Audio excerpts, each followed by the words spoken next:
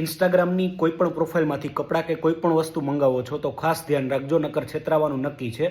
આ એક છેતરપિંડીનો રસ્તો છે જેની અંદર દરરોજ અનેક લોકો છેતરાય છે.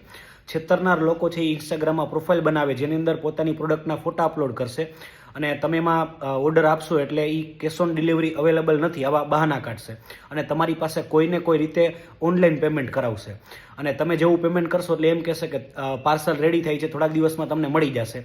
આવી રીતે થોડાક દિવસ કાઢશે અને અમુક દિવસ પછી તમને બ્લોક કરી દેશે અને આખું આઈડી છે એ આઈડી જ આખું બંધ કરી દેશે. પછી તમે એનો કોઈ રીતે કોન્ટેક્ટ નહીં કરી શકો અને 500,000 જેવી નાની રકમ હોય એટલે ઘણા બધા લોકો આવી રીતે છેતરાય છે છતાં પણ ફરિયાદ કરતા નથી.